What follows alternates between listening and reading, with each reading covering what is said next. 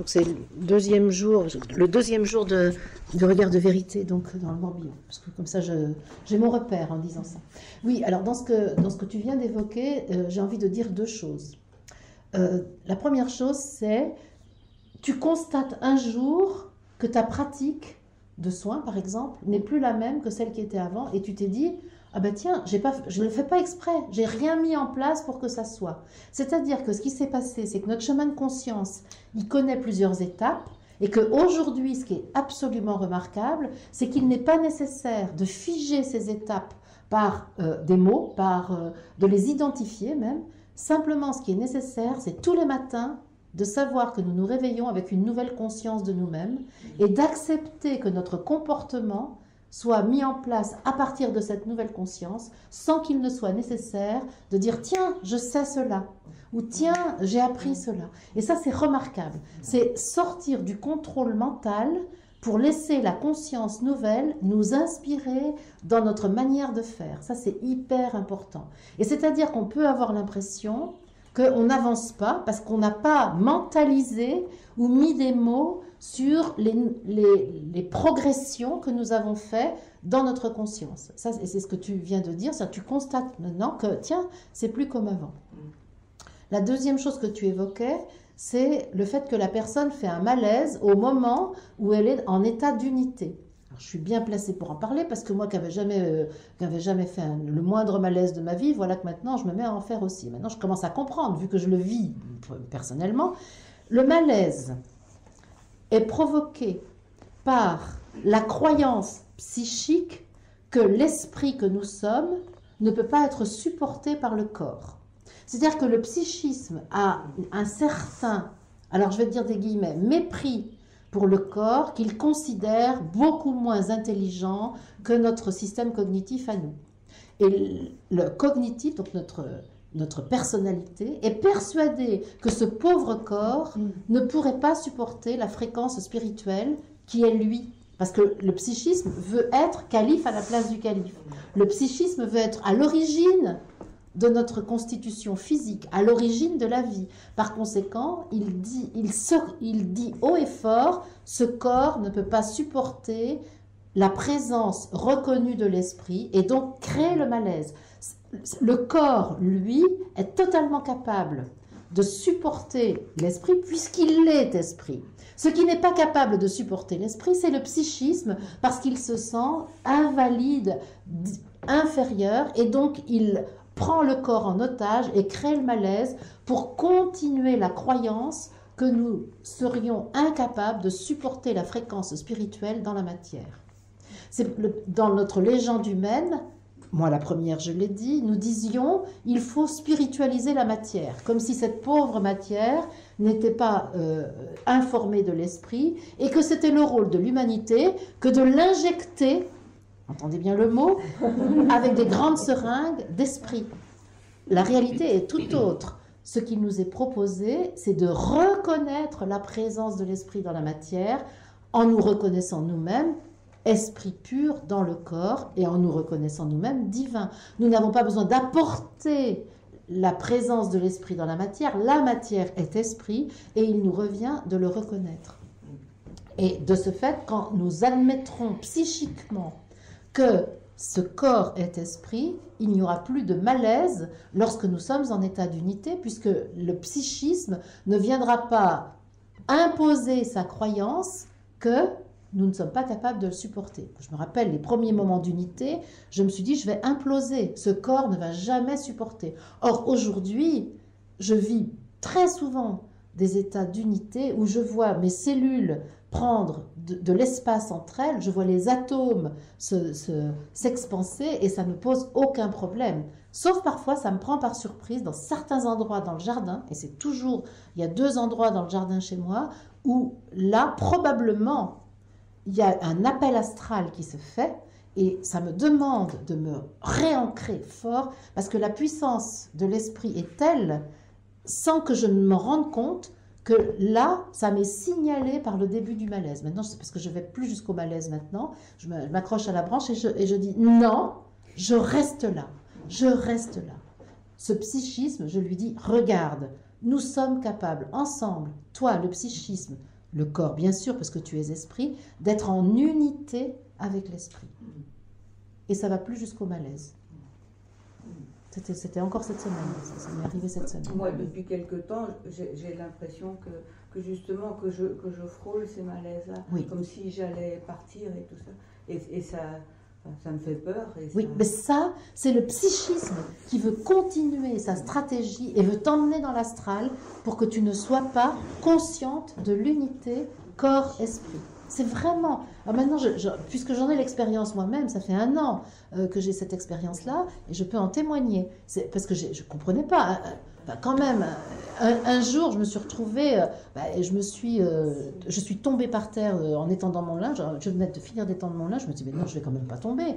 Et bien, je me suis retrouvée par terre. Et là, j'ai vu, j'ai pu me relever assez vite et j'ai été consciente de tout. Tandis que la fois précédente, j'étais tombée à côté du figuier, des pruniers chez moi, et je ne sais pas ce qui s'est passé. Je me suis retrouvée assise à la chaise de mon bureau, et j'ai retrouvé ma conscience ordinaire parce que j'avais froid, parce que mes vêtements étaient mouillés. Et donc, ok, je me suis dit, voilà, il s'est passé, j'ai un vide là, entre le moment où j'ai quitté le jardin et le moment où je suis assise à mon bureau. Non seulement j'avais un vide, mais je me suis rendu compte que j'avais fait des opérations avec ma banque, et je me suis rendu compte de rien. Tout s'est fait en mécanique. Mais ça, c'est vraiment le diable, la puissance diviseuse qui veut me signifier qu'il pourrait tout à fait me piloter dans toutes les opérations, même les plus ordinaires de ma vie. J'ai qu'à lui laisser les commandes. C'est cette tentation que Jésus a connue après son baptême, lorsque le diable lui dit « Viens avec moi et tu seras le roi de Jérusalem, viens avec moi et tu voleras au-dessus du monde et tu pourras en être le roi. » C'est exactement ça. C'est le Satan, le diviseur, c'est notre pensée qui veut diriger notre vie à la place de notre je. Donc, quoi faire dans ce moment-là, se relier à je suis? C'est surtout mobiliser ton je et dire je reste là. Et toi, le psychisme, je t'invite à la fête. Je t'invite à ce banquet de l'unité entre le corps et l'esprit. Du corps et de l'esprit. C'est pas entre, du corps et de l'esprit. Et donc, tu es capable de supporter cette information parce que le psychisme qui fait satellite avec l'unité corps-esprit, ce serait une catastrophe s'il n'y avait pas de je. Or, ce qui caractérise l'être humain, c'est ce fameux je. Il y a un pilote. Donc, on est à l'abri du phénomène de balancier qui fait qu'une fois, on est piloté par le psychisme et une autre fois, on est piloté par je suis et le corps. Ben non, on n'est pas piloté. Il y a ce je, cette instance de décision qui est là pour éviter la partie de ping-pong et qui est là pour remettre l'axe central dans tout le système. Et c'est ça, c'est ce je qui, tu dis au psychisme, non, c'est pas toi qui me dirige, je dirige. Je dirige. Mais je dirige avec amour, je dirige avec douceur, sans combat. J'ai fait une fois un schéma avec le match de tennis, où il y a deux joueurs qui sont en train de jouer au tennis, et puis le jeu, c'est l'arbitre sur la chaise haute. Et l'arbitre, qu'est-ce qu'il a à faire? À faire en sorte que le match s'arrête pour que les deux joueurs se rencontrent. Et dans une part du cours, il y a le psychisme, dans l'autre part du cours, il y a l'esprit et le corps unifiés. Et l'arbitre, il est là pour que ça se rencontre et que ça arrête de chercher qui va gagner. Il n'y aura pas de gagnant si on continue la dualité. La partie s'arrête lorsque les deux se rencontrent. Et c'est je qui décide de ça. Et c'est ce qu'on fait ici. Est-ce que le jeu, mobiliser le jeu, peut servir quand on peut pas... Enfin, hier soir, par exemple, j'arrivais pas à m'endormir. Et j'essayais de mettre ma conscience dans mon corps, mais je n'arrivais pas vraiment à prendre conscience de mon corps. C'est comme s'il était un peu anesthésié et tout ça. Et je sentais que c'était une résistance, je veillais à quelque chose, j'arrivais pas à lâcher quelque chose. Est-ce que le jeu peut faire complètement. Parce que qu'est-ce qui se passe au moment de l'endormissement? C'est qu'on met en place la situation qui va permettre à je et à je suis de se réunir. Et donc, qu'est-ce qu'on fait à ce moment-là? Ce qui s'endort en réalité, c'est notre psychisme. On met au repos l'activité psychique. Et évidemment qu'au moment de l'endormissement, l'activité psychique, elle n'est pas du tout d'accord. Parce qu'elle veut continuer à contrôler l'existence, elle veut continuer à régner, à être calife à la place du calife. N'oublions jamais que nous avons eu besoin de développer cette pensée et ce psychisme pour faire l'expérience de l'existence. C'était l'enjeu, c'est de dire on va avoir une vie humaine qui va ressembler de très près à la vie divine, mais qui ne va pas être tout à fait pareille pour qu'on puisse un jour choisir la vie divine et considérer que la vie humaine était un sous-produit de la vie divine et qu'on a beaucoup mieux à faire qu'à souffrir, naître et mourir. Parce que c'est grosso modo ça qui est le propre même de la vie gérée par le psychisme. Donc évidemment qu'au moment de vivre complètement l'unité je suis, le psychisme il dit tu vas pas y aller quand même, hein. C'est moi le patron là, c'est moi le patron. Et là ton je, alors tu peux le faire avec autorité, mais tu peux le faire avec amour aussi, autorité et amour, et dire à ton je décide d'aller rejoindre je suis, d'aller à ma réunion de service avec je suis. Et je t'invite à venir avec moi, et je te donne la garantie que tu y seras bien traité. Mais je t'informe que désormais, il y a un pilote dans l'avion et que ce n'est pas toi le pilote. Mais le pilote va bien traiter ce que tu es. C'est ça, la peur du psychisme, de l'être psychique, la peur de la personnalité, c'est d'être maltraité comme l'enfant que nous avons été a un jour été maltraité. La peur, c'est que nous soyons pour nous-mêmes un parent aussi peu opérant que les parents de chair que nous avons connus, contre qui nous avons quand même quelques griefs, même si on a mis de la peinture rose dans la chambre. Hein. On en a mis de la peinture rose pour certains d'entre nous, pour se faire croire que c'était agréable.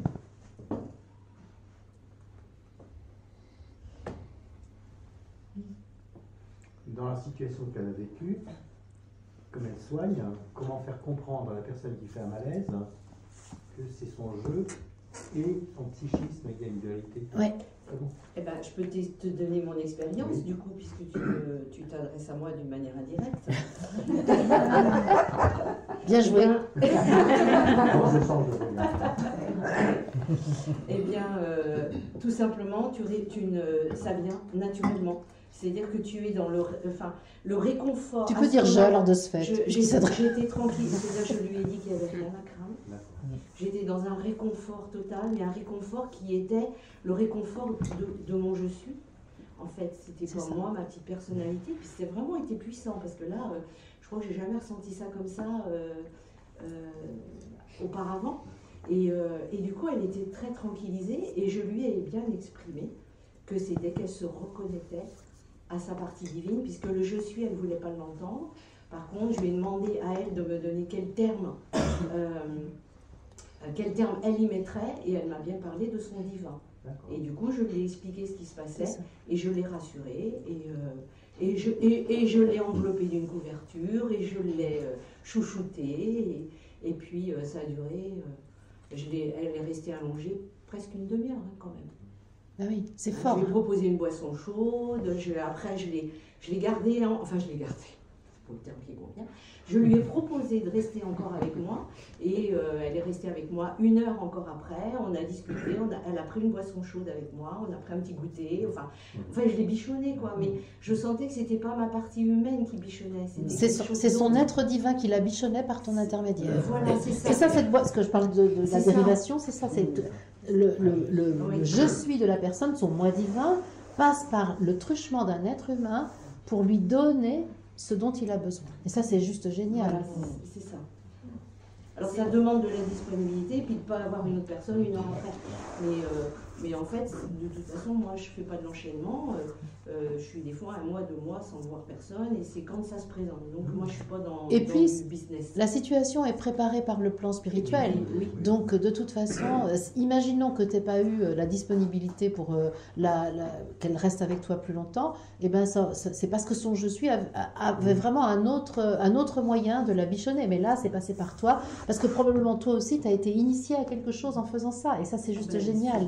Oui. Et d'ailleurs, elle me l'a aussi exprimé. Elle m'a dit, je suis venue, je ne savais pas que je venais pour ça, mais je suis venue pour ça. Elle l'a vraiment vécu après en conscience, quoi. Et là, j'étais... du coup, oui, ce que ça m'a renvoyé à moi, bien évidemment, j'étais scotchée déjà de ce qui s'était passé et qui était passé aussi à travers moi. Enfin, je ne sais pas comment dire, mais c'est quelque chose qui est au-delà de ce que je pensais qui était possible, quoi. Oui, c'est ça. Le médiateur, là, la fonction crée l'organe, on dit. Et c'est vrai, dans ce cas-là, la fonction de médiateur fait que tu as tout à coup des compétences que tu ignorais, des savoir-faire que tu mets en œuvre, que tu n'avais jamais répété avant, et ça, c'est absolument aligné. Et c'est ça, la fonction du médiateur donne le talent à la personne qui l'occupe. Et ça, c'est formidable. Le talent et pas l'outil. Le talent, mais pas l'outil. Eh ben, l'outil, c'est toi, en fait. Oui, c'est toi l'outil. Oui, il n'y a plus d'outils extérieurs. Voilà. J'entends des choses c'est ça. Et je comprends, et comme j'avais déjà parlé de l'outil pour changer de conscience, là aussi, je vois que l'outil peut être aussi l'empêchement d'adopter et d'accueillir la nouvelle conscience. Ça, c'est clair. C'est clair. Le transhumanisme, c'est exactement ça. Le transhumanisme crée des outils qui sont destinés à augmenter toutes les possibilités des humains et à augmenter la durée de la vie. Donc, ils ne créent pas les outils de l'éternité, parce que ça, ils ne savent pas faire, mais ils tendent vers l'immortalité. Eh bien, tout le transhumanisme est totalement inspiré du plan spirituel, mais là encore avec une traduction matérielle, technologique, qui fait que ça augmente les possibilités de l'être humain. On parle de l'homme augmenté, mais en même temps que ça augmente ses possibilités, ça diminue sa capacité à trouver lui-même les solutions. C'est ça qui est diabolique dans le transhumanisme, parce que l'inspiration est juste merveilleuse. Quand on regarde tout ce qui est créé par les outils transhumanistes, c'est juste magnifique. On pourrait dire c'est solaire, l'inspiration est solaire, mais la traduction est totalement noire, parce que ça empêche l'être humain de développer sa conscience. On en a l'exemple, mais quotidien avec nos téléphones portables. Oui. Les téléphones portables sont inspirés par notre aspiration à communiquer de conscience à conscience partout.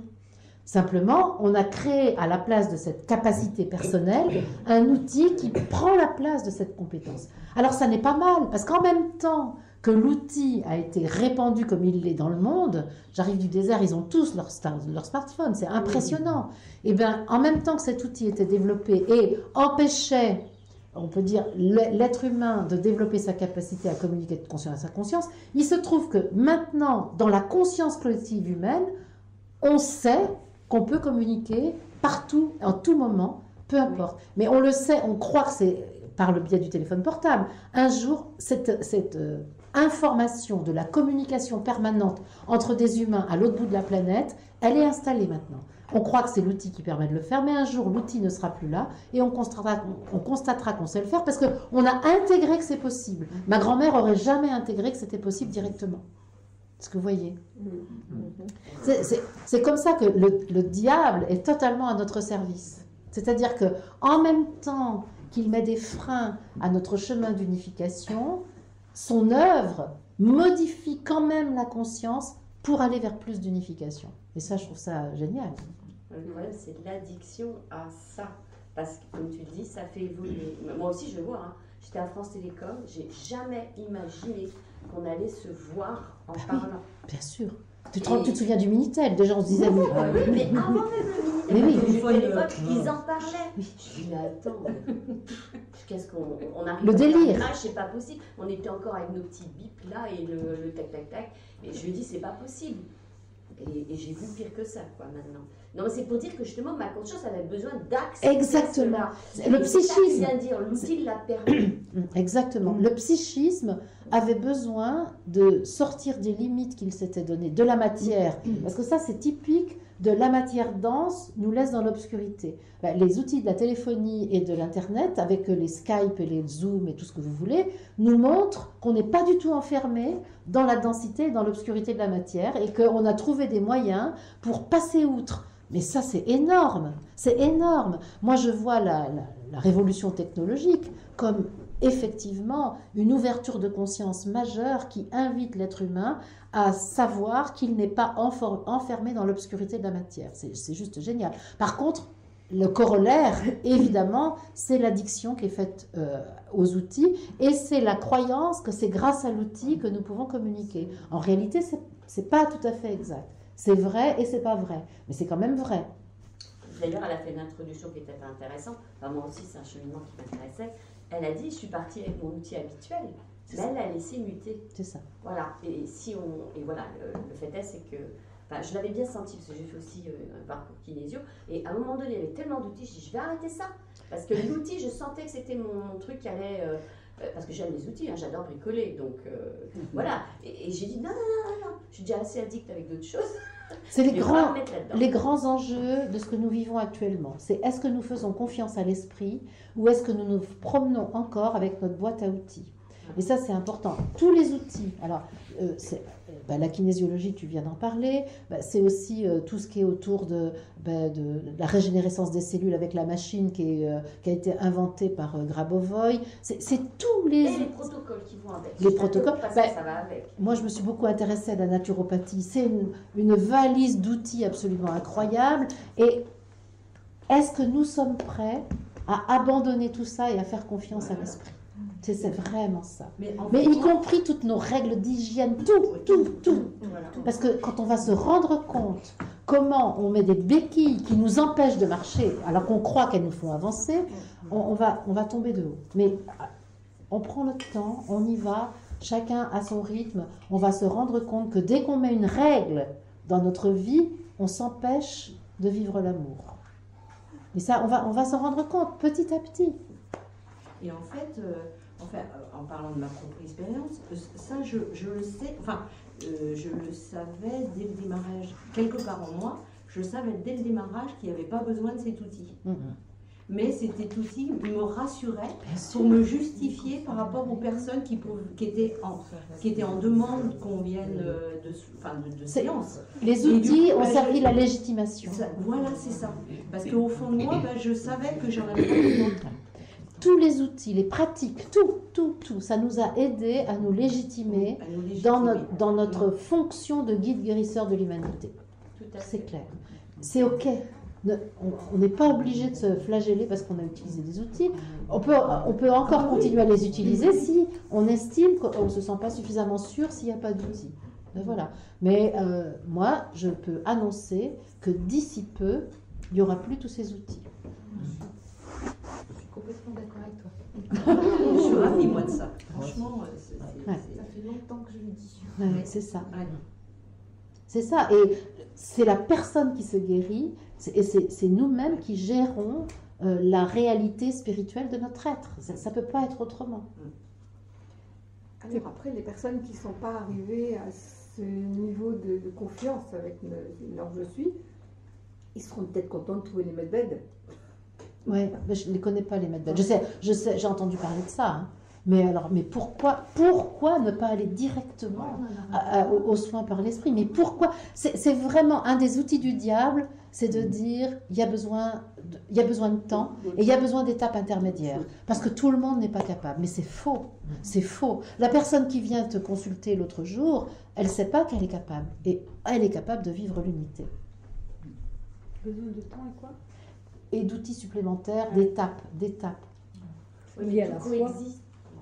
C'est lié à la foi. Absolument. Quand Jésus dit à la personne qu'il soigne quand elle saigne, va, c'est ta foi qui t'a sauvé, c'est exactement ça. C'est quoi la foi? C'est la conscience de l'esprit en soi. Alors pour gravir l'échelle, je caricature, hein, mais est-ce qu'il n'y a pas besoin de ces petites choses-là pour qu'une personne mette le pied à l'étrier dans son évolution? Alors, je dirais, ça dépend. Il y a beaucoup de gens qui croient que le chemin de conscience se fait linéairement. C'est-à-dire, on commence par exemple par un peu de développement personnel, puis après on participe à une méditation de pleine conscience, puis après on fait un truc chamanique, et puis après on fait un truc... Et puis tout à coup, ça y est, je suis. C'est une voie possible. c'est une voie que le psychisme adore, parce que c'est la voie de l'horizontalité, c'est la voie de la progression.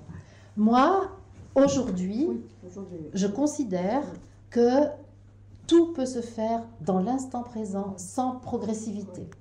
Et que, à un moment, si la personne lâche prise vraiment, elle se retrouve en unité et qu'il n'y a pas besoin de toutes les étapes, il n'y a pas besoin d'avoir lu Steiner, il n'y a pas besoin d'avoir lu la Bible, il n'y a pas besoin d'avoir fait de yoga, il n'y a pas besoin d'avoir jeûné, il n'y a besoin de rien, juste accepter ce que je suis.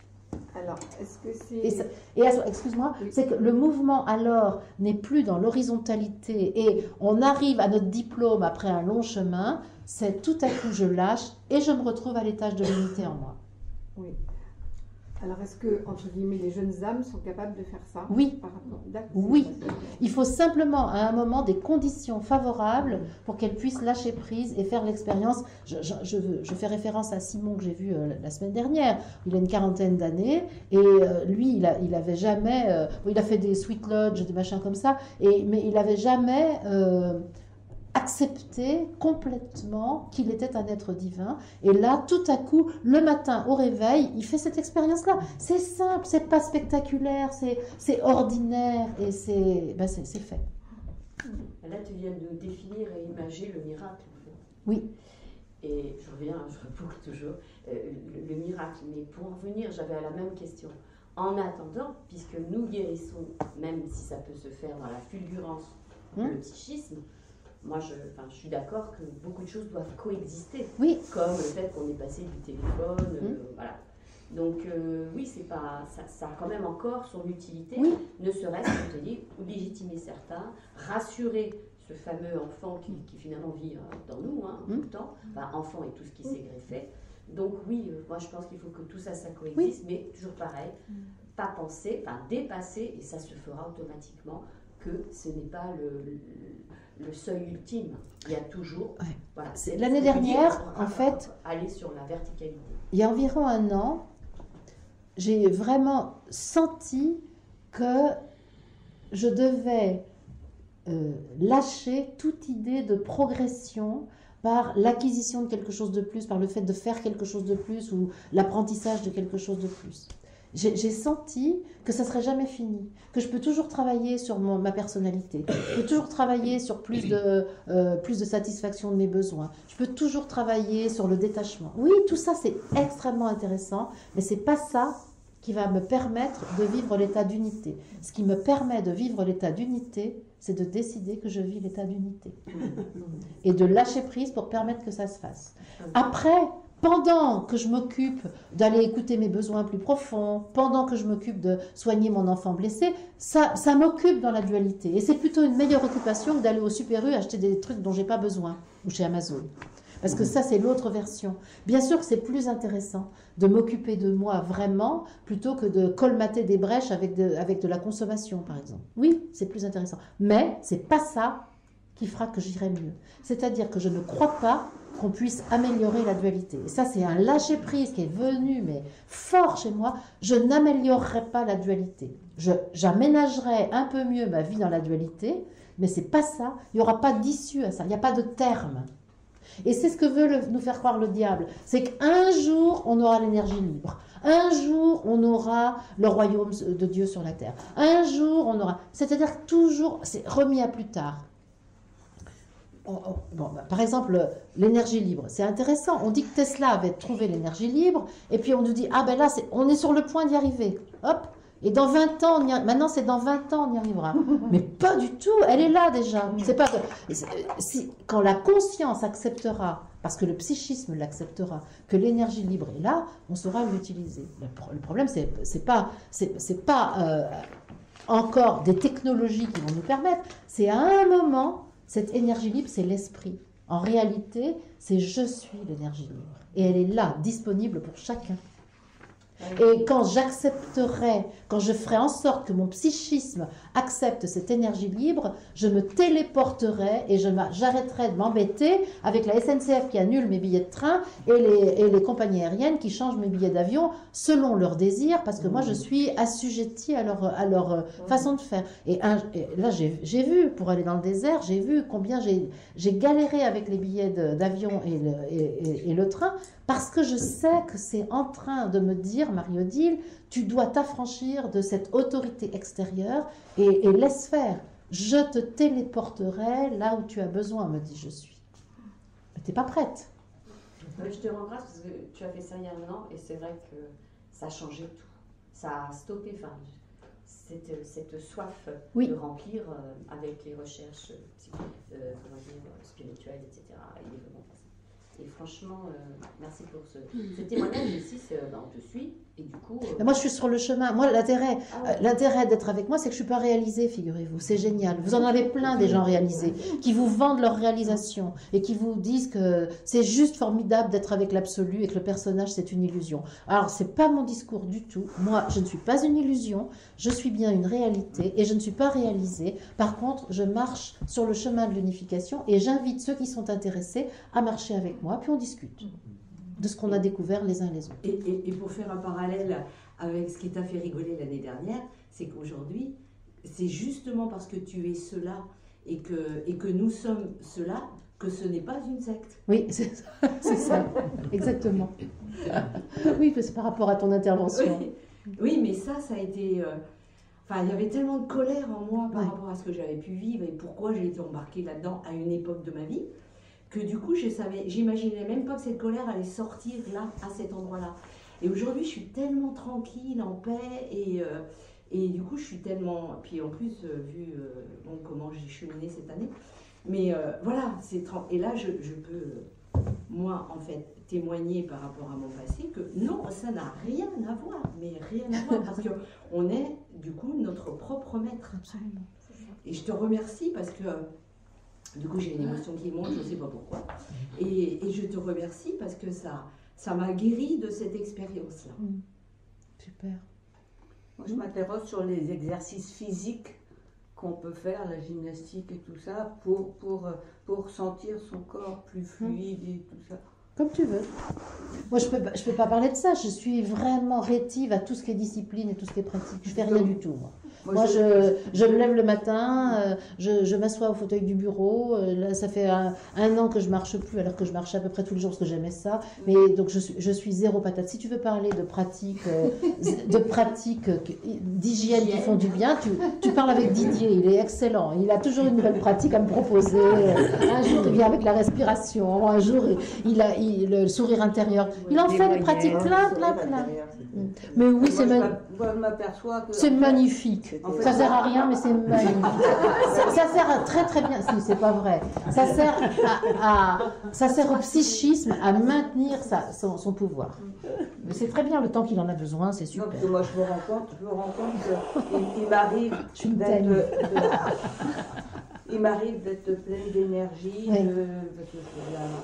et que ça va tout seul, selon l'état d'esprit que j'ai, et d'autres moments, eh bien non, il faut forcer. Ben oui, il faut se forcer à faire une pratique. Oui, mais c'est bon pour la santé. C'est bon pour son développement spirituel. Oui, c'est ça. Alors vraiment, ou alors je me leurre totalement sur ma conscience, ou bien je suis la preuve qu'il n'y a pas besoin d'une pratique particulière et que c'est vraiment en suivant l'élan de ce que je ressens que les choses vont bien. Et par exemple, je peux dire par contre que je ne fais plus de marche depuis un an parce que j'ai donné priorité à tout le travail à faire sur l'ordinateur. Et là, je suis manipulée par mon psychisme. Je peux en témoigner aussi. Parce que moi, je suis bien l'exemple de quelqu'un qui justement n'est pas réalisé et qui de temps en temps donne priorité aux ordres du psychisme au lieu de donner priorité à ce que je ressens dans mon corps. Parce que ce que je ressens dans mon corps, c'est que j'aimerais bien aller marcher. Mais j'ai 3 mails à écrire, voire 30. Donc évidemment, comme j'ai peur d'être débordée par les mails, eh ben je ne vais pas marcher et je ne fais pas ce que je suis m'invite à faire. Parce que ce qui compte, c'est qu'est-ce que je capte de ce que je suis m'invite à faire. Et ça, c'est bien dans mon tableau de bord que je le vois. Donc rien pour moi n'est bien ni mal. Si par exemple pratiquer une séance de yoga, ça te fait beaucoup de bien, ça te met en joie, mais surtout ne te prive pas. Ne te prive pas. Parce que c'est ça qui t'appelle. C'est la voie que tu utilises toi pour être en unité avec toi. Aujourd'hui, et qui sera peut-être pas la même que demain. Mais c'est ça la question. C'est de jamais s'inscrire dans un truc tout fait, parce que sinon on est l'outil du dogme. Ouais. Et c'est tout c'est tout un dialogue qui se fait de culpabilité. Je l'ai pas fait, j'ai encore sauté. Voilà. Je devrais. Moi, j'ai éliminé ça, ce qui fait que bon, il y a des travers qui sont toujours présents, mais je ne veux pas rentrer en guerre. Donc, je trouvais une solution verticale. Parce que, moi je cherche une solution, mais j'ai un état d'esprit qui fait que ça arrête de me dire, je ne mange pas ce qu'il faut, machin. Alors, c'est des reproches et des culpabilités à n'en plus finir. Le vecteur le plus pratique et le plus universel pour savoir où on en est avec soi-même, je suis bien placée pour en parler, c'est la relation avec l'alimentation. Tout à fait. C'est-à-dire que, à la base, l'être humain est coupable d'avoir faim, a honte d'avoir faim et se sent coupable d'avoir mangé. Parce que la faim, c'est le rappel de notre choix de venir nous unir avec la matière. Il y a quelque chose qui, dans notre union avec la matière, est considéré comme très très mal dans la légende humaine. Donc il y a une honte d'être attiré par la nourriture, qui est la symbolique de la matière. Donc déjà, pour la plupart d'entre nous, il y a un problème avec le phénomène de la faim, qui est nié la plupart du temps, ou transformé par l'envie de manger, ou qui est en tout cas travesti par quelque chose, par notre légende humaine. Donc le fait d'avoir faim est déjà un problème. Ensuite, quand on mange, pour la plupart d'entre nous, il y a un phénomène de culpabilité. C'est-à-dire que je suis coupable d'avoir satisfait mon désir de la matière, ou mon besoin de la matière. Donc là, déjà, on peut regarder ça. Si on arrivait tous les jours à être heureux d'avoir faim, et à être heureux d'avoir mangé, on aurait résolu 90% de nos problèmes d'incarnation. Ah ben merci. Alors, d'où, vous comprenez bien, toutes les pratiques restrictives avec l'alimentation. Et actuellement, dans les milieux spirituels, il y a une telle culpabilité avec la nourriture qu'on a exclu de l'alimentation, vous l'avez vu, hein, le gluten notamment et le lactose. Ça, c'est les deux premiers trucs qu'on enlève.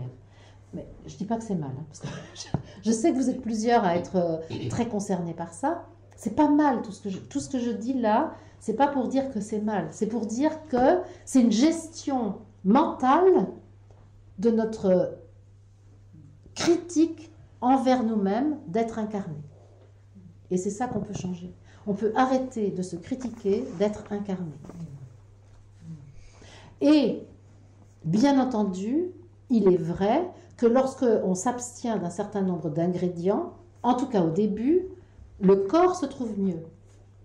J'ai observé depuis des années les effets bénéfiques de retirer le gluten dans l'alimentation. Je l'ai vu, je l'ai pu le voir. Au bout de 3 ans, ça s'arrête.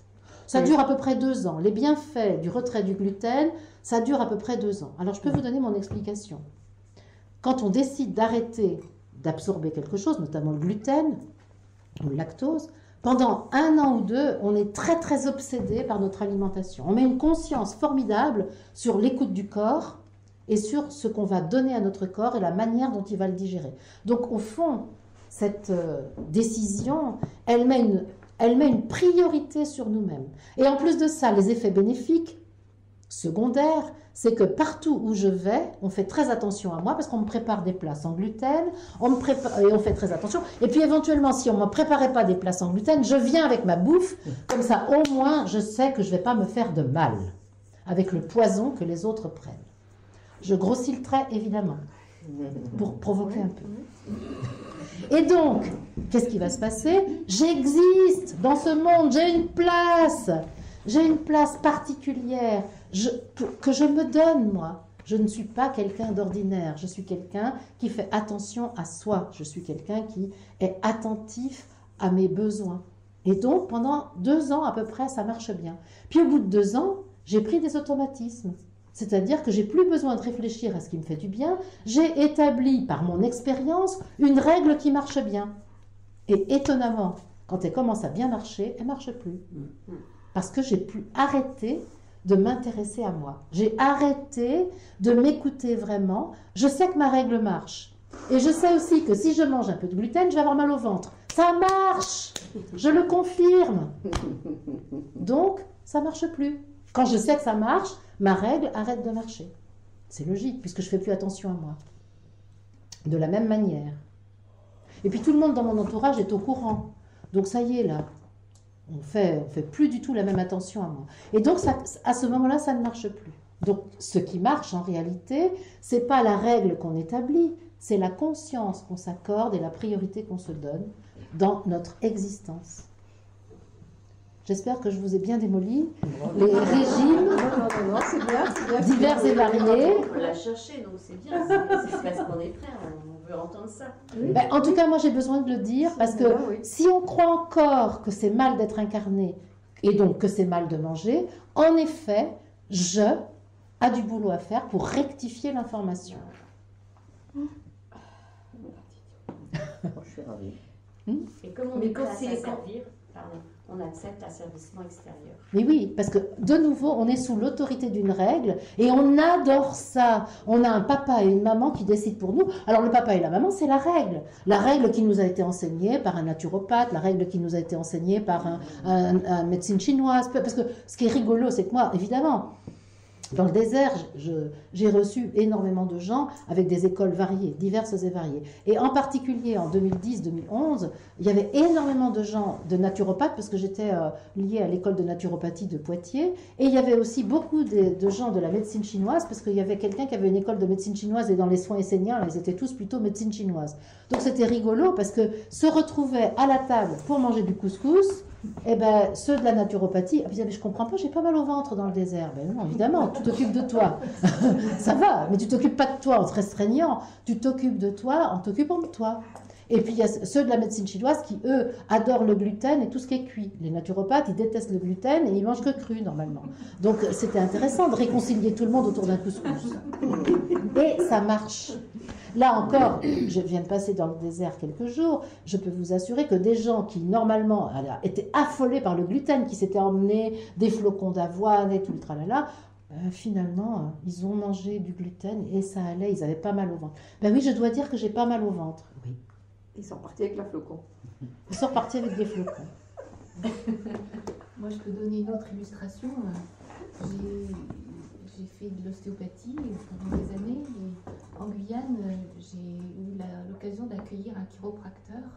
Et je lui dis, ben, viens, on va échanger nos pratiques. Et il me dit, ben, par exemple, on va étudier la manipulation de la 5e lombaire sur la première sacrée. Et je lui dis, ben, moi, en ostéopathie, il est interdit de manipuler ça. Et ben, nous, on manipule que ça. C'est Je ça. lui dis, t'as des bons résultats? Ben oui, 80% de réussite. Et toi? Ben moi aussi. C'est ça. C'est Donc, ça. en ayant des interdits totalement opposés, Voilà. eh bien, nous C'est ça. obtenions les mêmes résultats. C'est ça. C'est ça. C'est vraiment intéressant de voir comment c'est celui qui agit qui est le plus important. D'ailleurs, même Freud, qui n'était pas qu'un imbécile, il disait c'est la relation qui aide en psychanalyse et non pas la cure psychanalytique elle-même. C'est la relation. Et là, je pense que c'est ça. C'est la relation que le guide guérisseur établit avec celui qui vient le voir qui fait que l'unité je suis peut se faire. Bon, j'espère que j'ai un petit peu démoli les idoles. Bah, néanmoins, j'aime bien le chant de Marie-Josée Ben oui, avec le Je suis et le Marie-Madeleine. absolument. Ah bah, moi, c'est un arc-en-ciel. Là. Ben oui, mais parce que ça veut pas dire que les outils ne fonctionnent pas. Oui. Ils fonctionnent parce que Ouais. tu les actives pour qu'ils fonctionnent. Tu les actives pour qu'ils fonctionnent. Comme le régime sans gluten marche parce que tu actives son fonctionnement. C'est pareil. C'est pas le régime qui marche. C'est l'activation que tu fais en toi grâce à l'outil. Le son, Et tu laisses l'outil un jour et ça marche aussi. le son il porte en fait. Oui, là, mais il y a une réalité. Il y a une réalité de ce qu'on mange. Il y a une réalité du son. Il y a une réalité de la manipulation ostéopathique. Bien sûr, il y a une réalité. Ça marche. Mais c'est pas... Enfin, ce qui marche, c'est la mobilisation que je fais de la présence je suis en lui et qui est rendue possible par l'outil utilisé. Que ce soit le chiropracteur qui touche à l'interdit ou que ce soit l'ostéopathe qui touche à l'interdit. Moi, j'étais marquée par une phrase que j'ai lue, je ne sais plus quoi, c'était devenir les parents que l'on est en intérieur pour soi. Oui. Et je viens de faire le lien quand tu as parlé d'accueillir l'enfant intérieur en tant que parent unifié, Oui. quelque part. Et c'est tout, je voulais le dire parce que ça m'a fait penser à son soin aussi. C'est que finalement, tu expliques que son je suis, le je suis de la personne qui était venue la consulter, et elle a reçu des soins de son propre parent. Absolument. Tous ces éléments-là, tout d'un coup, je m'aperçois comment il est difficile de devenir le parent de cet enfant en question. À chaque fois, on nous dit qu'il faut le réhabiliter, le faire venir, machin et tout ça. Et j'ai toujours bugué que j'avais pas. Alors, je dis tel que c'est ressenti dans la conscience, j'avais pas les capacités de le prendre en charge. Et dans toutes les visualisations que j'ai faites, qui fonctionnent pour d'autres peut-être, moi, je me sentais dans cette incapacité. Tout à fait logique. Et je pense que c'est crucial, enfin, je pense que c'est assez crucial puisqu'on en vient toujours à guérir, entre guillemets, à amener cette conscience psychique, à faire confiance, à s'abandonner et à se laisser faire et prendre en charge. Et c'est ça que je voulais mettre en évidence, prendre en charge, faut vraiment sentir qu'on est capable de le faire. Et ça, tu ne peux sentir ça véritablement, totalement, que lorsque je et je suis sont réunis. Parce que là, la toute-puissance je suis agit et soigne à la perfection l'enfant blessé. Et c'est je suis, pas je. C'est oui. C'est je qui dit oui à la puissance je suis. Et c'est ça qui guérit, absolument. Qui lénifie tout. Absolument. Et qui parce que là, tu es avec le vrai parent, qui n'est pas deux parents, mais qui est un. C'est le créateur de cette créature, est là, et il est dans l'amour de sa nature qui guérit l'enfant créé. Je dirais même qu'à ce moment-là, je sais pas, je viens de voir, c'est l'androgyne. Absolument. En deux. Absolument. Donc toi, tu veux ici guérir à ce niveau-là, c'est ce qu'on n'arrête pas de nous dire, féminin, machin sacré, mais en fait, pas trop toujours moi. Pareil, on retrouve la verticalité. Et l'unité, c'est bien, je suis, enfin, on revient au créateur. À l'hermaphrodite. C'est l'hermaphrodite, c'est même pas l'androgyne, parce que l'androgyne, il y a encore les deux polarités. C'est l'hermaphrodite, c'est-à-dire l'être complet qui s'auto-reproduit, qui s'auto-produit. C'est une super ouverture, merci. Et justement, ce que je voudrais dire aussi, ça c'est... Après, j'arrête avec mes apports théoriques, enfin, mes apports conceptuels. Ce que je voudrais dire, c'est que le jour où j'ai été enseignée sur le fait que lorsque nous nous générons pour venir sur la Terre, et que nous passons par le truchement d'une mère et d'un père, ce que je suis crée en même temps que l'embryon, c'est le placenta. Et ce qui nous nourrit dans le ventre de la mère, c'est le placenta. Et ce dont nous sommes coupés lorsque nous sortons du ventre de la mère, c'est du placenta. Et ce que je voudrais dire, c'est rétablir aussi une information, c'est que ce n'est pas ce qui nous rend extrêmement malheureux, c'est pas de quitter le nid qui nous a hébergés, c'est d'être coupé du placenta. Et le placenta est la forme matérielle que je suis se donne pour accompagner sa créature pendant la gestation.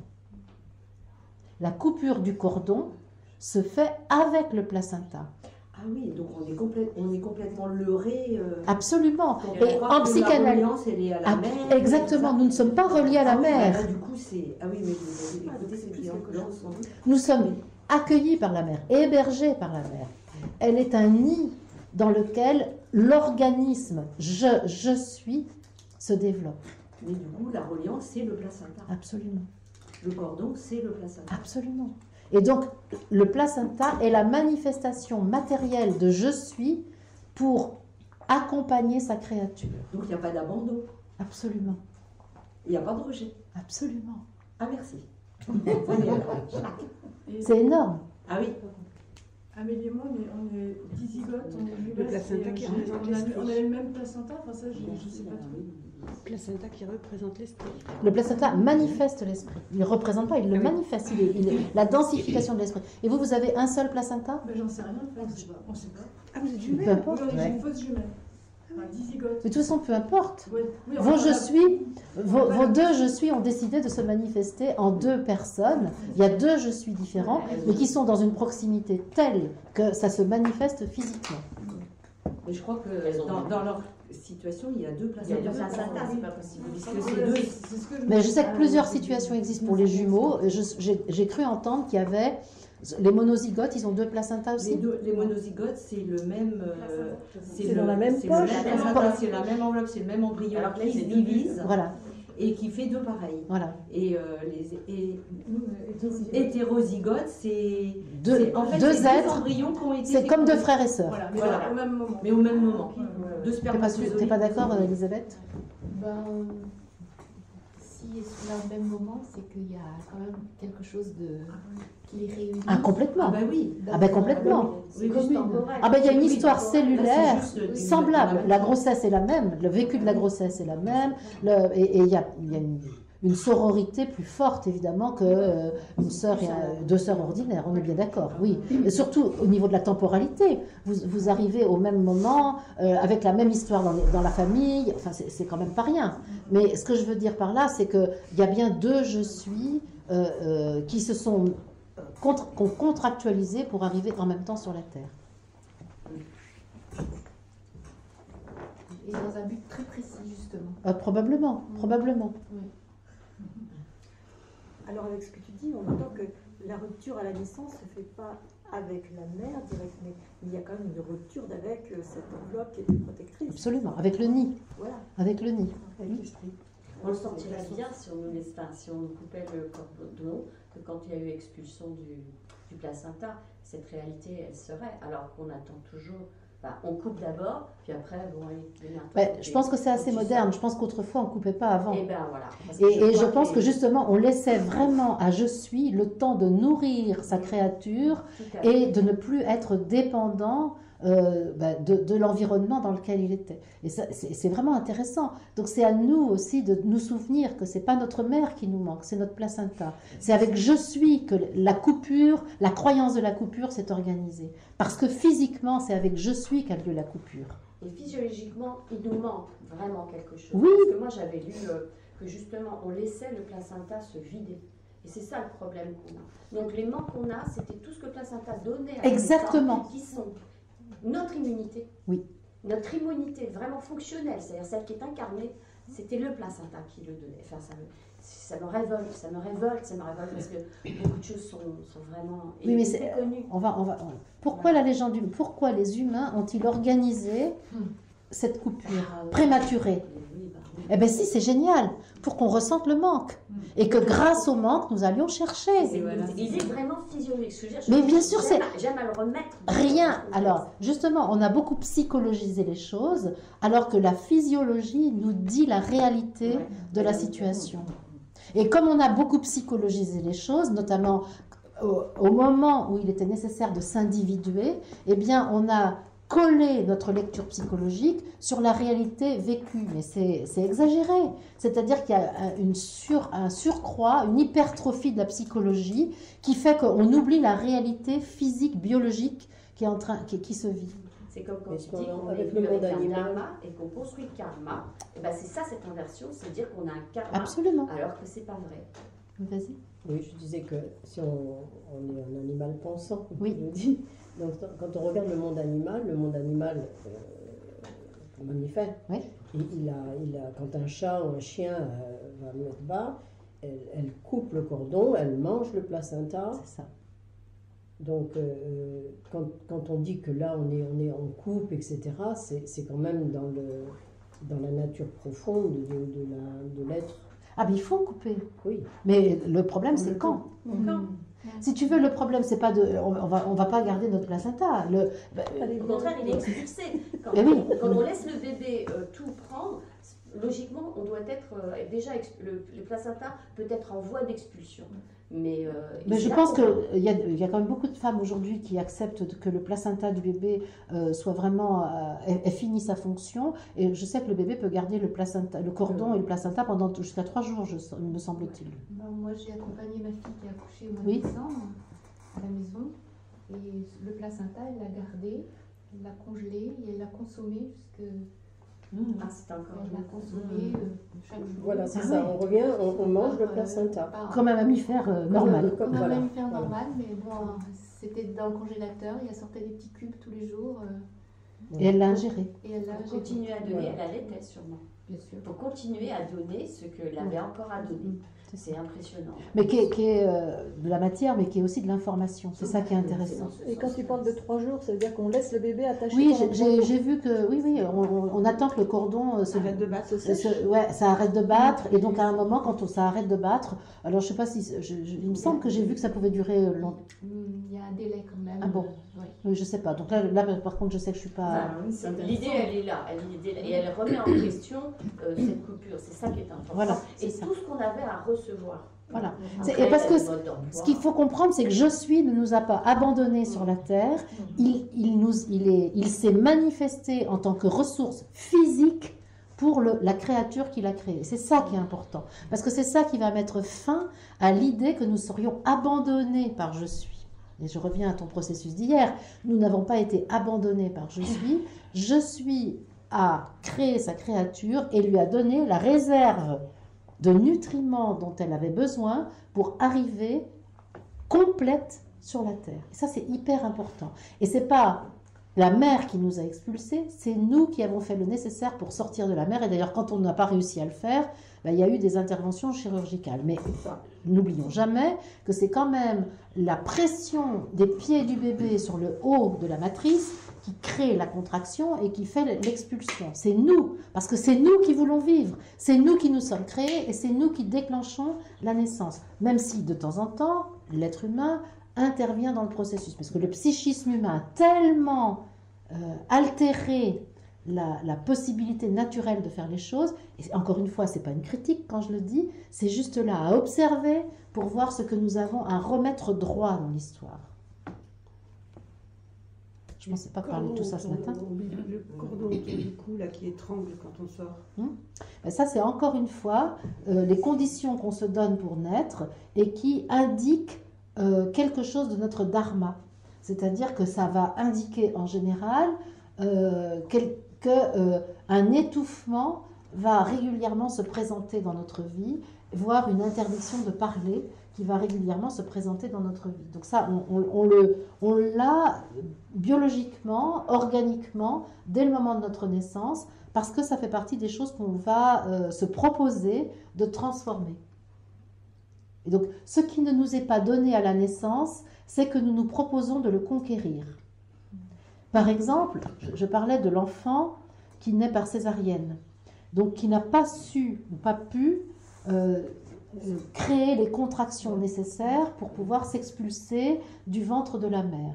On sait que le fait de pousser comme l'enfant le fait, ça va développer les forces de volonté, au sens Steiner du terme, c'est-à-dire la volonté qui, pour Steiner, est située dans les jambes, c'est-à-dire ce qui va nous permettre d'agir pour la divine volonté que nous contenons. Eh bien, quand l'enfant naît sans pouvoir se sortir lui-même, il ne va pas développer les forces de volonté. Donc ça, c'est un enfant qui se propose de développer ses forces de volonté dans son existence. Alors on peut lui expliquer à l'enfant? Oui, bien sûr, quand à un moment il va se poser la question, et si la mère, elle est dans la conscience, elle peut dire, ben oui, je sais que tu ne t'es pas donné à toi-même les forces de volonté, donc tu peux éduquer, la mère peut éduquer l'enfant, ou les parents peuvent éduquer l'enfant de telle sorte qu'il va développer lui-même ses forces de volonté. On va observer que c'est par exemple quelqu'un qui a du mal à entreprendre les choses, et qui va avoir de la velléité, il va commencer, et il ne va pas aller jusqu'au bout. Et donc le parent va pouvoir éduquer ça, c'est-à-dire renforcer chez l'enfant le désir d'aller jusqu'au bout de ce qui est entrepris, et non pas faire à sa place, par exemple. Ouais, c'est ça. Bon, alors, il y a les forceps, c'est pareil. C'est pareil. C'est-à-dire que les forces de volonté ne sont pas suffisantes. Donc l'enfant se donne comme projet de développer dans son existence ses propres forces de volonté. Mais il n'a pas ça dans sa corbeille de naissance, donc il va le conquérir. Et c'est comme ça pour tout. Et par siège, pardon, excuse-moi, j'ai vu des enfants naître par le siège. C'est spectaculaire, parce qu'on ne touche pas à l'enfant. Ouais. C'est juste pour sortir la tête. Absolument. Alors, je ne vais pas vous faire un décodage de toutes les situations, parce que sinon on va y passer la journée, vous allez voir. Vous avez tous Mais le siège, là on voit bien que c'est pas la tête qui, alors on va dire, c'est pas la tête qui capte la lumière en premier, parce que là, la naissance, on passe de l'ombre à la lumière, hein, quand même, on passe d'un milieu fermé à un milieu ouvert, et là, c'est le siège. Donc probablement que ce qui va être à éclairer en premier, c'est la base, c'est l'assise, et que là, cette assise va être prioritaire au cours de l'existence, et que l'enfant se donne comme message, je dois veiller à mon assise en permanence. Bon, alors, c'est du décodage rapide. Hein. Oui, oui. Il y a bien sûr à regarder les choses avec plus d'attention, mais surtout on a la capacité, parce qu'il suffit de lire la structure de la situation, sans la psychologiser vraiment, mais en regardant comment je suis à organiser sa manifestation sur la Terre. Et le bébé qui naît, qui est né mort, il pleure pas. Alors on lui tape sur les fesses jusqu'à ce qu'il pleure. Il n'est pas mort. Oui, mais il est tout bleu. Il est inanimé. Il ne respire pas. Il respire Inanimé. pas, en principe on dit il est mort. Mais là, la chasse-femme lui a tapé sur les fesses jusqu'à ce qu'il pousse son cri. Et voilà, et ce bébé, il est là, il a 80 ans aujourd'hui. Et...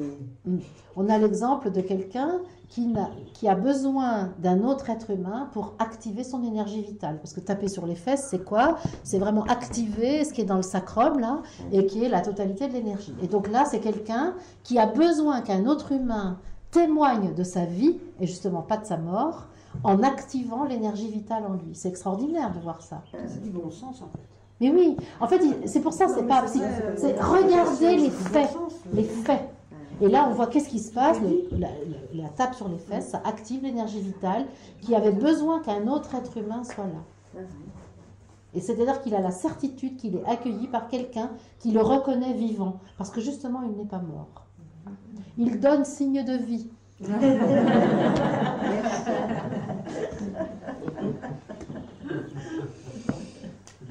Bon, allez les amis, on va arrêter là, on va faire une petite pause, parce qu'il est 10h30, vous vous rendez compte?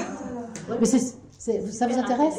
Oui, c'est super intéressant, non pas parce que ça décode, je trouve, mais on est là, enfin, je sais pas, moi je ressens qu'on est là pour rassurer ce fameux étage psychique. Oui. Et là, ce que je vois, c'est que finalement, c'est vite fait, hein, c'est finalement, on l'a construit comme une chimère pour remplir ce vide. Oui.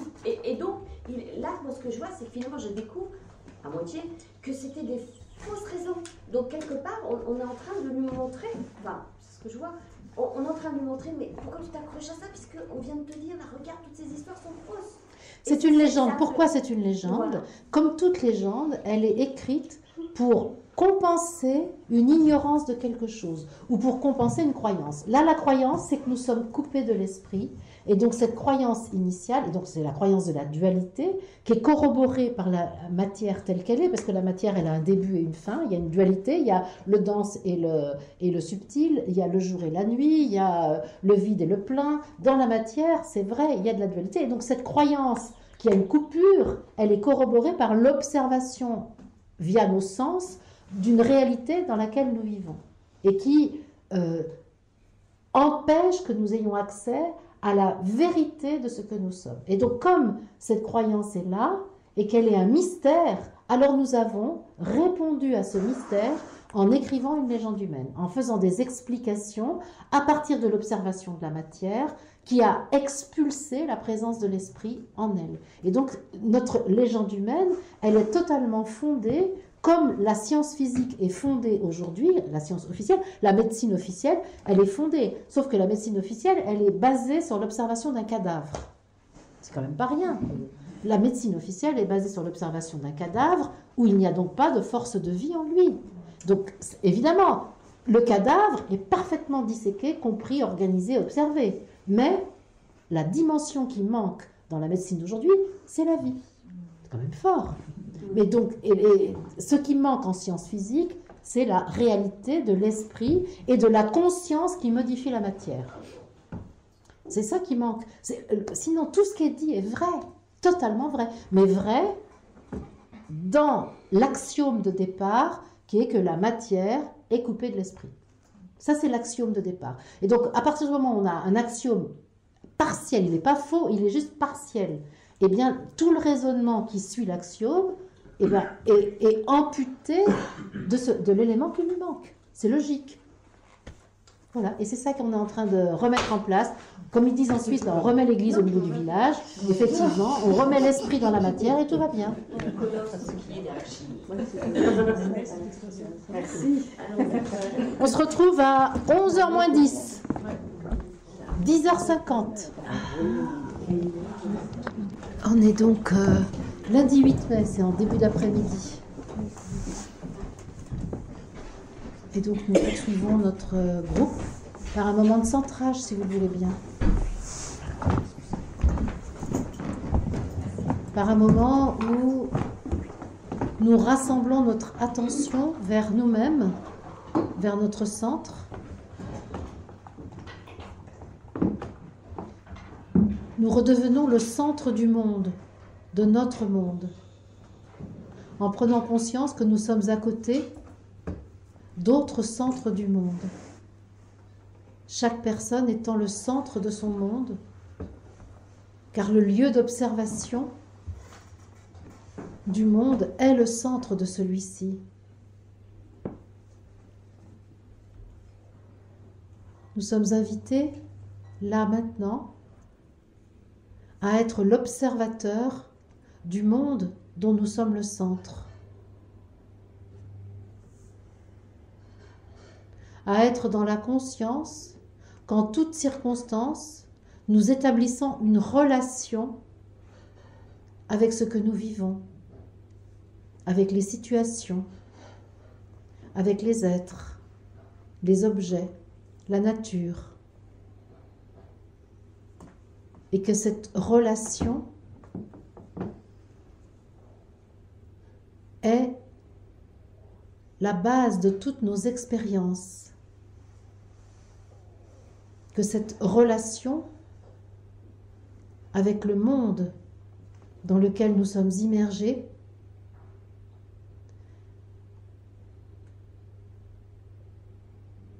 est la base de l'expérience qui va permettre un ressenti en nous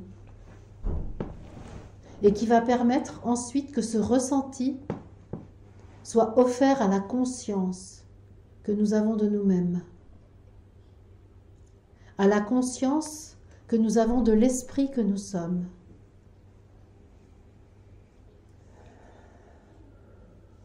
Et cette conscience-là constitue le but de l'existence, car c'est ce but qui est porteur des fruits offerts à Je suis. Tout ce que nous vivons est une opportunité de croissance de notre conscience à offrir ensuite à Je suis, à offrir en permanence à l'esprit que nous sommes.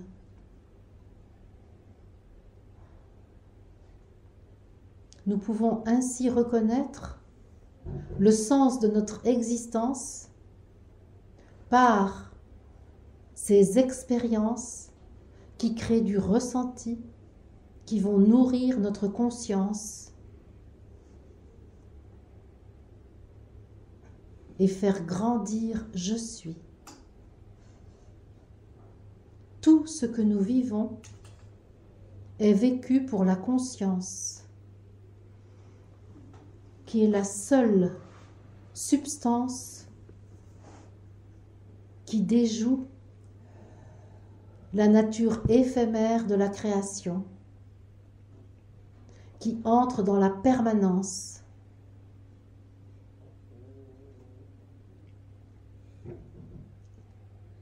Lorsque les êtres incarnés cessent leur incarnation, la richesse qu'ils emportent avec eux n'est rien d'autre que la conscience vécue lors des expériences.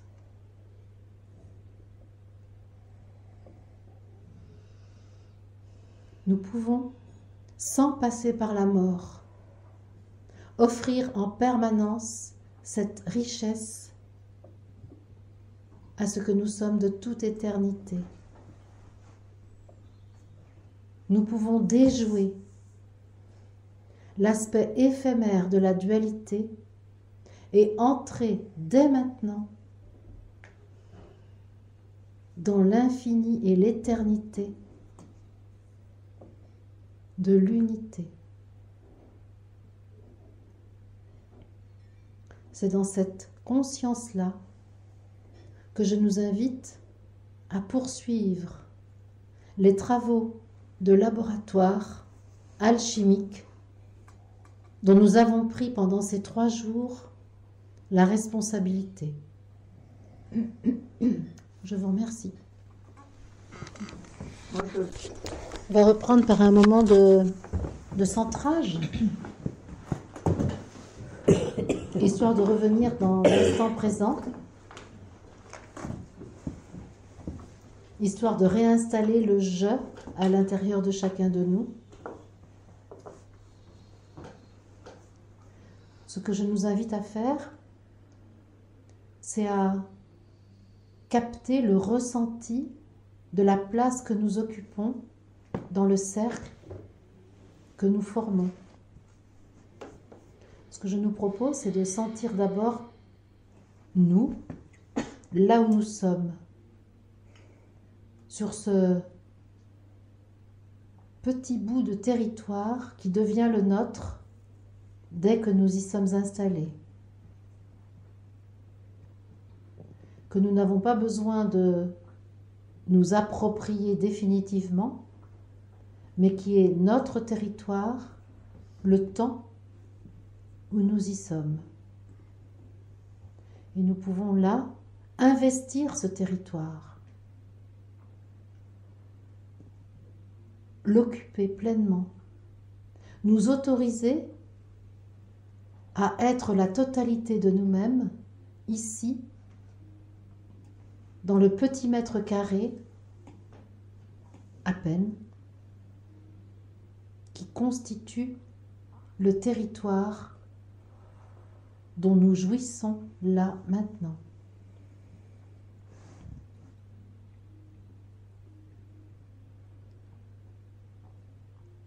Et puis nous pouvons aussi, une fois que cette conscience de nous-mêmes et du territoire que nous occupons est installée, élargir notre perception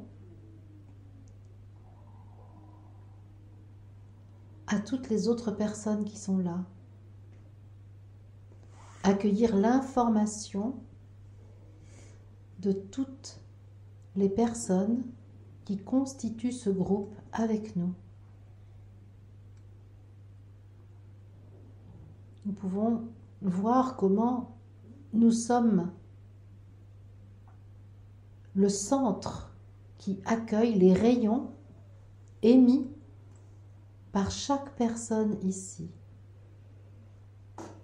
Et comment chacun est un centre qui accueille les rayons émis par chaque personne de ce groupe.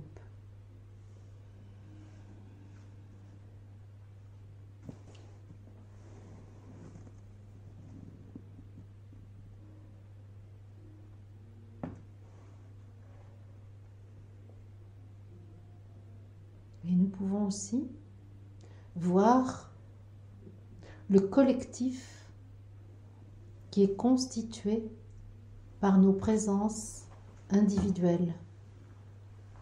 Comment le groupe que nous formons est un soleil qui rayonne sur la terre et qui éclaire l'humanité tout entière,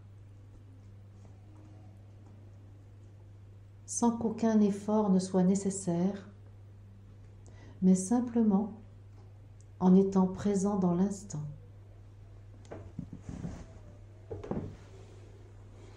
Et nous pouvons, plus loin encore, mettre ce soleil formé par la communion de nos rayons à la disposition de l'humanité. Nous sommes en cet instant un organe du grand corps de l'humanité. Et nous pouvons, par cet organe, apporter dans le corps de l'humanité l'information de l'unité, de la guérison, de la vérité, de notre identité. Nous pouvons nous reposer, baisser les armes, retirer les boucliers, car la puissance « Je suis » reconnue en nous nous apporte sécurité et nous prémunit de toute attaque, intrusion, altération de notre information.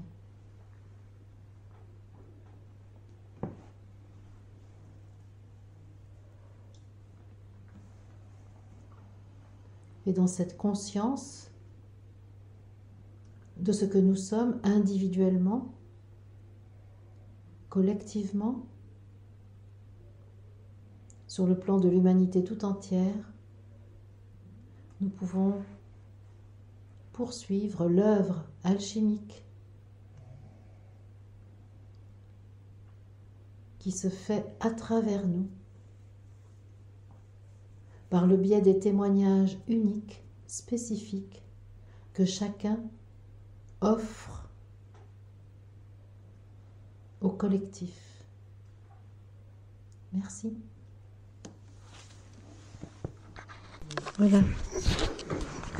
Pour cette la soirée du deuxième jour de notre processus, je vous propose de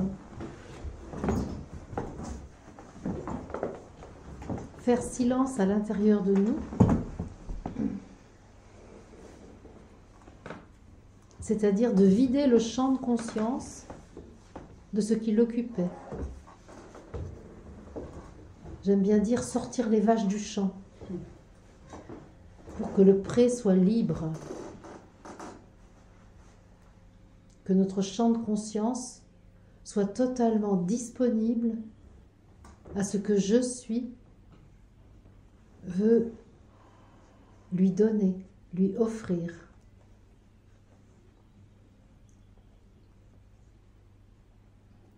Nous pouvons ouvrir totalement notre conscience à l'information spirituelle dont nous avons besoin.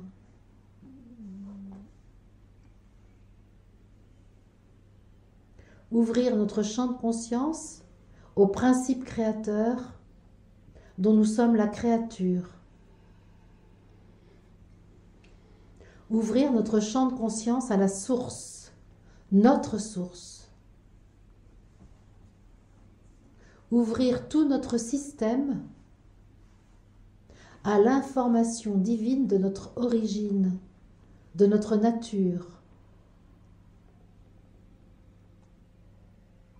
Faire en sorte que nos cellules s'abreuvent de l'onde divine.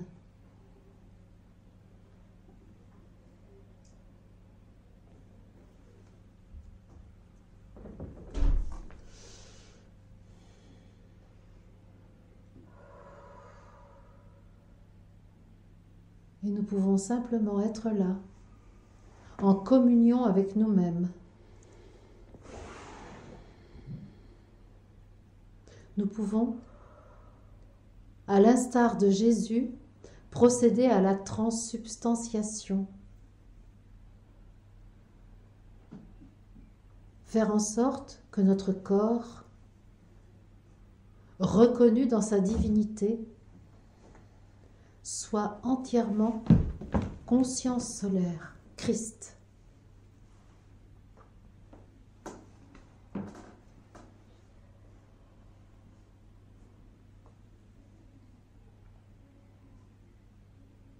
Et c'est dans cet état de nous-mêmes que je nous propose que nous poursuivions le processus d'alchimisation et de guérison dont nous avons pris ici la responsabilité.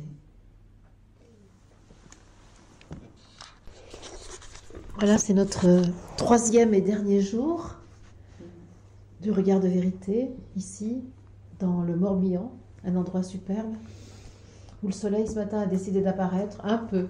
Mais on est quand même en Bretagne. Entre deux Bretonnes, elle ose dire ça, deux Morbihanaises. Tout à fait. Mais j'aime vos beaucoup. croyances limitantes. Oui, tout à fait. Nos observations du réel. Le soleil Regarde, elle te fait fort. mentir. Ouais, T'as ouais. répondu ça. Mais non, le soleil, j'ai Ah bien oui, dit que j'avais tu vu le l'as soleil dit. ce matin. Ah oui, Isabelle. Et que nous sommes toujours en Bretagne. Vous avez interprété après ce que j'ai dit. Aïe, je suis. Ok, mais justement, je vous propose de capter la conscience solaire. Parce que si le soleil apparaît dans le visible, il est là en permanence avec la Terre. Et lorsqu'il apparaît dans le visible, il nous invite à nous relier à l'information qu'il est, à l'information qu'il porte en lui, qui est aussi l'information du Christ. Le Christ, cette information qui est ointe par le divin, qui permet à tous les humains qui s'y relient de revenir à la conscience de leur divinité, par la conscience solaire, par le Christ incarné dans ma chair, je reviens à la conscience de l'être divin que je suis.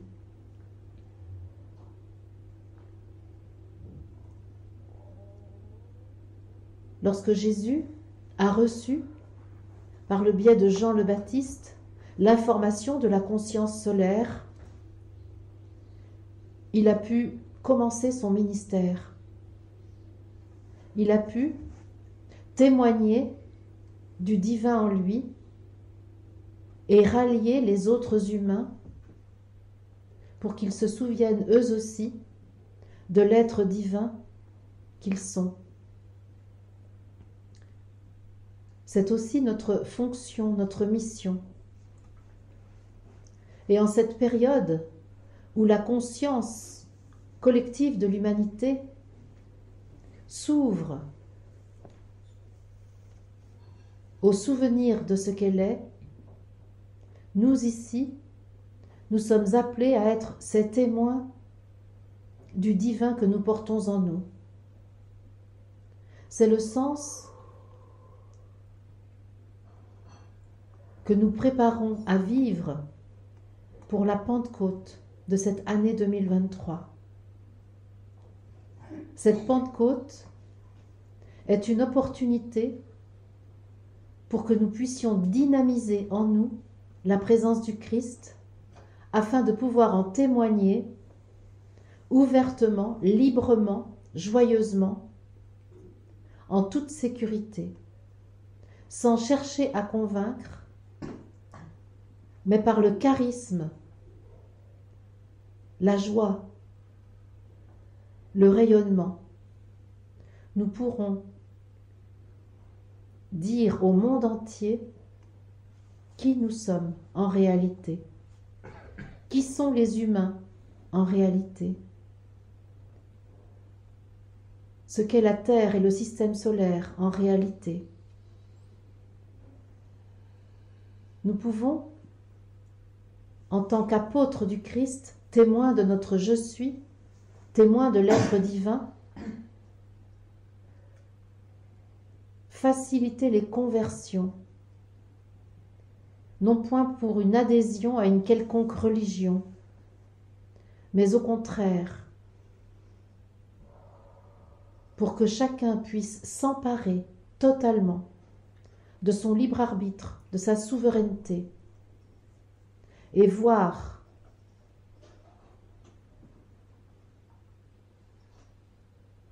la réalité de ce qui le constitue, de l'esprit qui est sa substance vraie. La vérité est la reconnaissance de la substance vraie qui nous constitue. La vérité consiste à attester que l'esprit sous-tend toutes les formes de vie. Nous sommes là pour en témoigner, non point pour convaincre, comme nous avons été habitués à le faire avec notre pensée linéaire dans le monde de la dualité.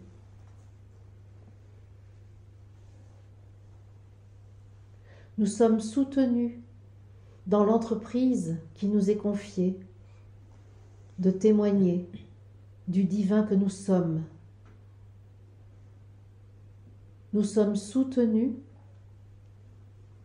par notre propre entité spirituelle, je suis, et nous sommes soutenus aussi par tous les êtres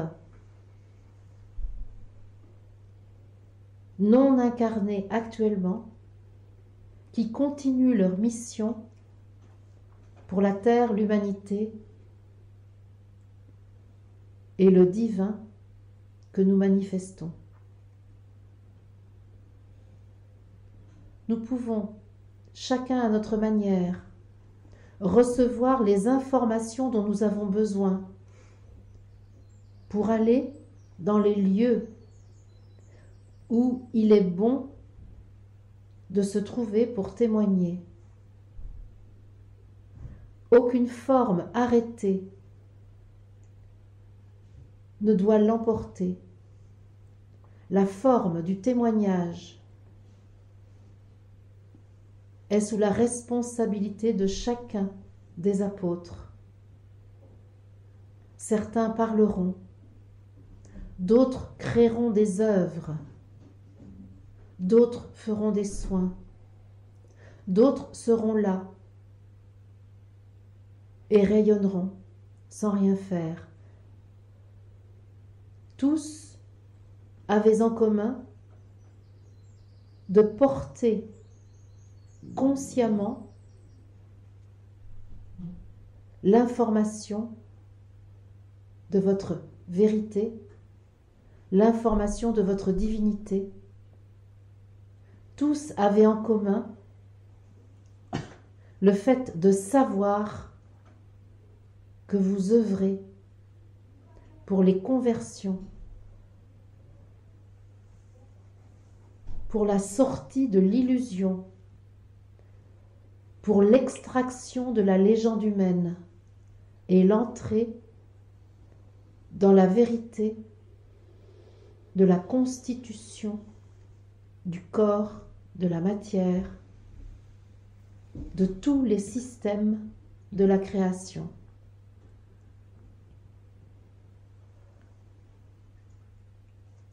Votre formation a commencé depuis bien longtemps, bien avant cette existence. Votre choix d'être présent maintenant à cette étape de l'évolution de l'espèce humaine est précisément l'action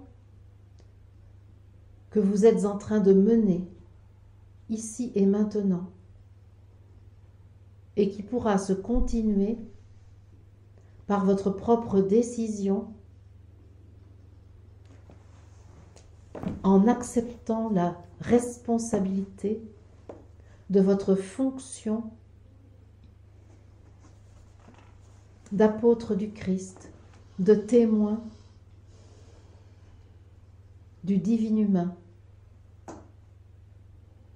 La transformation de l'espèce humaine suit son cours. L'évolution est inexorable et concerne tous les règnes, minéral, végétal, animal, humain, car tous ces règnes sont interdépendants, reliés les uns aux autres. Tout ce que vous faites pour vous-même pour émettre davantage la lumière que vous êtes. Vous le faites pour l'ensemble de la création.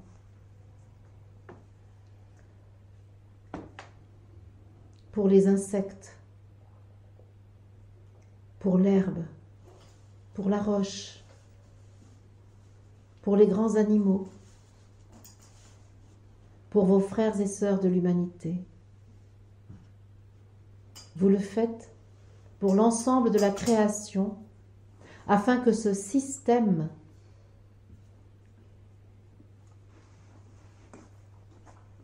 soit libéré de toutes les limitations et manifeste totalement l'amour infini qu'il est. Émette de manière illimitée la lumière qu'il est.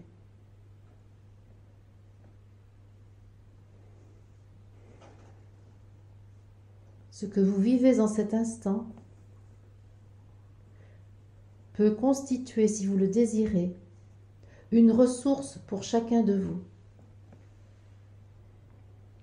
L'expérience de ici et maintenant s'inscrit dans l'éternité de votre être.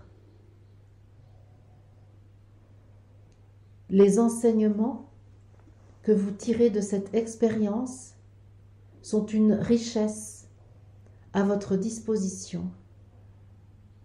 L'enseignement est propre à chacun. Si l'expérience est commune, collective, c'est le maître que chacun est qui en tire les conclusions, qui en fait un enseignement qui facilitera le témoignage de sa vérité. La responsabilité de chacun est totale.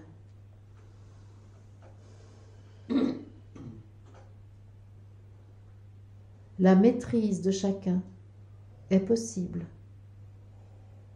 dès lors que le « je » qui est en vous se dit dans la pleine conscience de ce qu'il est.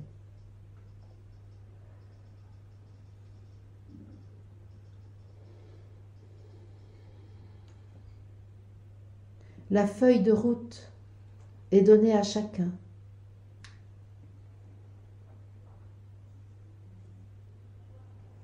Vous avez en permanence les jalons nécessaires pour retrouver votre chemin. Nous savons, et là je prends conscience, que c'est le grand conseil des soleils qui s'exprime. Mais on pourrait dire aussi les Elohim. On pourrait dire aussi le conseil des archanges. On pourrait dire aussi les 72 sages.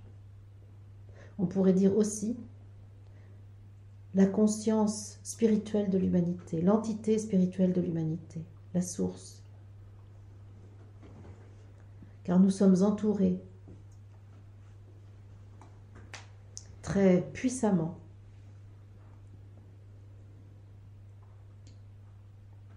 et il était dit donc, nous savons que dans le monde de la dualité, vous craignez souvent de vous égarer, d'être piégé par les spectres, les illusions, les apparences qui attirent et peuvent vous dévorer. Cela est vrai tant que vous vous maintenez dans la dualité, exclusivement. Mais vous le savez, vous disposez désormais, en chacun de vous, d'un état d'unité qui vit à l'intérieur de vous. Cet état d'unité ne vous dispense pas encore de l'expérience de la dualité. Cet état d'unité peut, si vous le choisissez, être celui depuis lequel vous vivez toutes les expériences de la dualité. C'est une fréquence, un état d'être qui permet que le système visible humain continue l'expérience de la dualité sans être dupé par lui, par elle. Respirez et confirmez, si vous le souhaitez,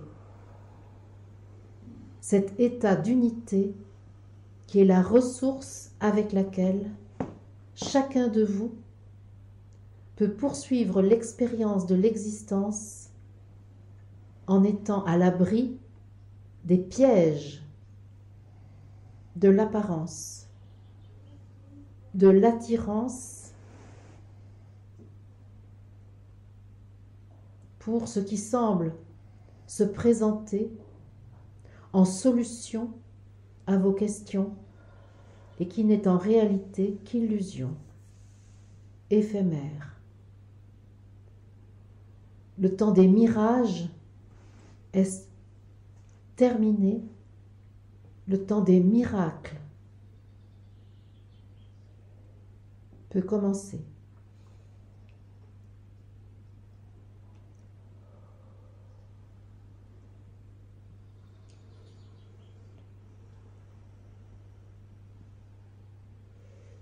Vous voilà équipé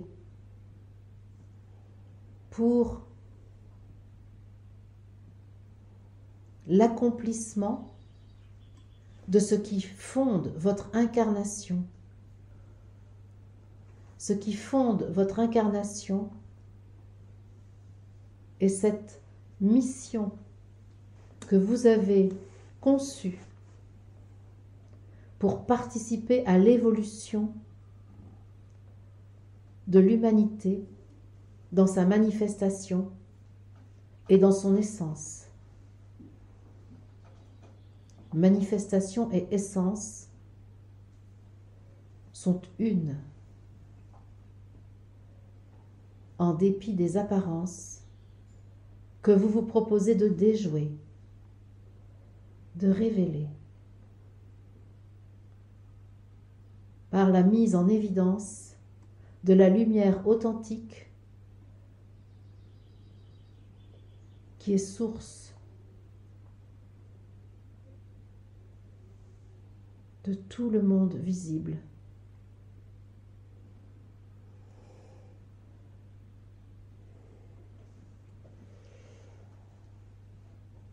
Soyez remerciés que cet instant vécu ici soit pour vous une ressource permanente, un point d'ancrage, de ressourcement pour la suite du chemin que vous accomplissez, pour le renforcement de l'unification auquel vous vous consacrez. Merci. Oui, pour conclure ces 3 jours, je suis poussée à dire que tout ce qui a été fait ici, c'est un pas qui nous rapproche de la guérison de l'humanité, qui consiste à se souvenir de qui nous sommes en réalité, pour aller vers la nouvelle espèce humaine, celle qui est affranchie de la dualité et qui s'est hissée vers l'unité, hissée vibratoirement, consciemment. Ce que chacun de nous a permis de faire est énorme, car j'ai pu observer combien chacun est allé au plus profond de lui-même, au plus secret de lui-même parfois, au plus dissimulé de soi-même, pour que la lumière soit mise sur ces zones restées dans l'obscurité, pour notre survie. Je sais que vous avez dépassé vos zones de confort, pour aller dans des lieux que peut-être vous n'aviez pas envisagé de mettre en partage ici. Donc merci, merci pour tout ça.